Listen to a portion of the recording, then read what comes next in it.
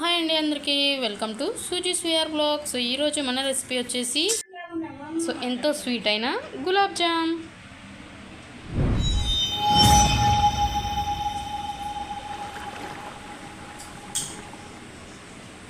So ఇక్కడైతే నేను gulab jam ready చేసుకోవడానికి నేను దీన్ని సుజీ రవ్వతో చేసుకుంటున్నానండి. ఓన్లీ సుజీ రవ్వ, ఎటువంటి పిండి లేకుండా నేను సుజీ రవ్వతో గులాబ్ జామ్ అనేది రెడీ చేసుకుంటున్నాను. ఫస్ట్ స్టవ్ అయితే ఆన్ చేసేసుకొని ఒక ప్యాన్ పెట్టేసుకుందాం.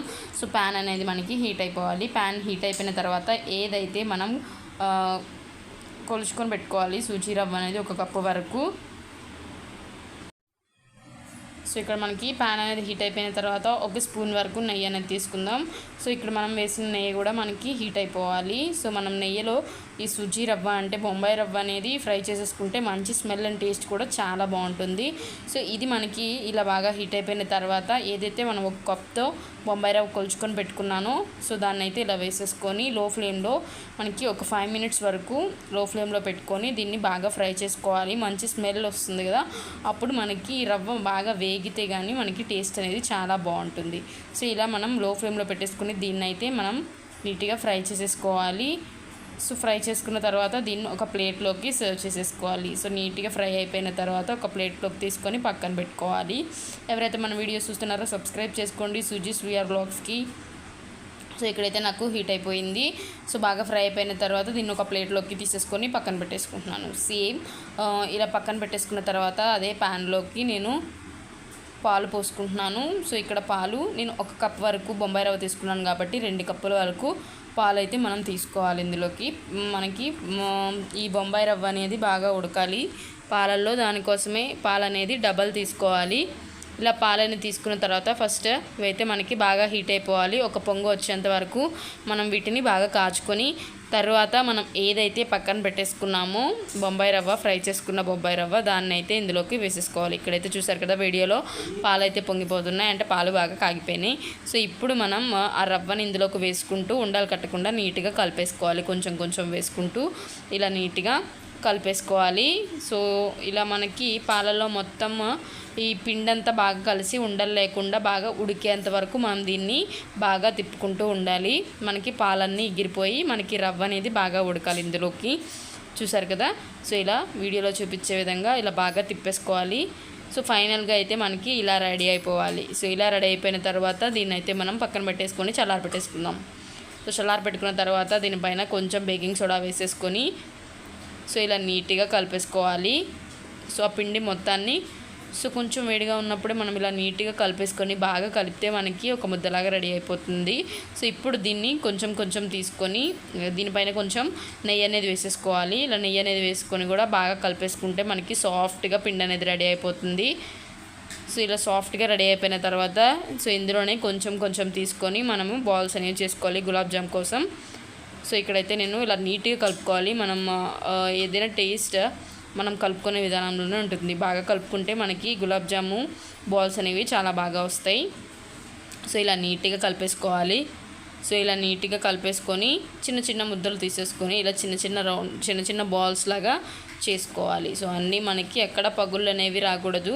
సో నీట్గా రౌండ్ షేప్లో మనం చేసేసుకోవాలి. సో ఇలా చేసుకొని మనం పక్కన పెట్టేసుకుందాం. పిండి అంతా కూడా మనం బౌల్స్ అనేవి చిన్న చిన్నవి చేసుకోండి. మనం తర్వాత ఉడికించిన తర్వాత మనం డీప్ ఫ్రై చేసుకుంటే అవి కొంచెం పొంగుతాయి కాబట్టి చిన్న చిన్న బౌల్స్ చేసుకుంటే సరిపోతుంది. సో ఇక్కడైతే ఇలా రెడీ చేసేసుకున్నాను. సో ఇలా రెడీ చేసుకున్న తర్వాత మరి మనం స్టవ్ ఆన్ చేసేసుకొని పంచదార పాకం రెడీ చేసుకోవాలి. ఫస్ట్ ఒక బౌల్ తీసుకొని 1 కప్పు పిండి బొంబాయి రవ్వ తీసుకున్నాను కాబట్టి 2 కప్స్ వరకు షుగర్ అంటే పడుతుంది. సో ఇక్కడ 2 కప్స్ వరకు షుగర్ వేసుకొని సేమ్ షుగర్ ఎంతైతే తీసుకున్నామో అందులోకి వాటర్ కూడా సేమ్ అంతే క్వాంటిటీలో తీసుకోవాలి. సో ఇలా తీసుకొని మనం దీన్ని బాగా హీట్ చేసేసుకోవాలి. మనకి షుగర్ అంతా కరిగిపోయి మనకి పాకం అనేది సన్నటి తీగ పాకం రెడీ అవ్వాలి. సో ఇక్కడైతే నేను ఇలా వాటర్ కూడా పోసేసుకొని పెట్టేసుకున్నాను. సో ఇక్కడైతే మనకు మొత్తం కరిగిపోయింది. సో కొంచెం సేపు ఉడికించుకుంటే మనకి తీగ పాకం అనేది రెడీ అయిపోతుంది. ఇందులోకి నేను ఇలాచీ కూడా వేసేసుకున్నాను మంచి స్మెల్ అండ్ టేస్ట్ కోసం. సో ఇక్కడైతే ఇది రెడీ అయిపోయింది. దీన్ని అయితే స్టవ్ ఆఫ్ చేసేసుకొని పక్కన పెట్టేసేసుకోవాలి. సో మనం గులాబ్ జామున్ వేసేటప్పుడు ఇది కొంచెం వేడిగా ఉండాలి. నెక్స్ట్ ఇంకొక స్టవ్ ఆన్ చేసేసుకొని డీప్ ఫ్రై కోసం ఆయిల్ అయితే తీసుకుంటున్నాను. మనకి ఎంతైతే కావాలో అంతవరకు ఆయిల్ అనేది తీసుకొని బాగా హీట్ చేసేసుకోవాలి. సో బాగా ఆయిల్ అనేది హీట్ అయిన తర్వాత ఏవైతే మనం బాల్స్ రెడీ చేసేసుకున్నామో గులాబ్ జామున్ కోసం, సో వాటిని అయితే ఇలా వేసేసుకోవాలి. సో ఇలా వేసుకోగానే మరి తిప్పకండి. సో కొంచెం సేపు ఉడికిన తర్వాత అవే పైకి తేలుతాయి. అప్పుడు మనం ఇంకొక వైపుకి కూడా తిప్పేసుకొని మంచి బ్రౌనిష్ కలర్లో వీటిని బాగా ఫ్రై చేసేసుకోవాలి. సో ఇక్కడైతే నేను ఇలా వేసేసుకున్నాను. చూసారు కదా, ఆల్మోస్ట్ కొంచెం కలర్ చేంజ్ అయిపోయినాయి. ఇంకొంచెం సేపు ఉడికించుకుంటే మనకి మంచి బ్రౌనిష్ కలర్ అనేది వస్తుంది. సో ఇలా వచ్చేసిన తర్వాత సేమ్ అలా వేడిగా తీసేసి ఏదైతే పంచదార పాకం రెడీ చేసేసుకున్నామో వాటిలోకి వేసేసుకొని కొంచెం సేపు అలా తిప్పితే సో అది మనకి వేసిన షుగర్ సిరప్ అనేది బాగా పీల్చుకుంటుంది. సో ఇలా ఫైనల్గా అయితే మనకి రెడీ అయిపోయింది. చూసారు కదా, సో ఎంతో టేస్టీగా బొంబాయి రవ్వతో గులాబ్ జామున్ రెడీ చేసేసుకున్నాం. సూపర్ టేస్టీగా ఉంటుంది. మీరు కూడా ఈ రెసిపీ అనేది ట్రై చేయండి.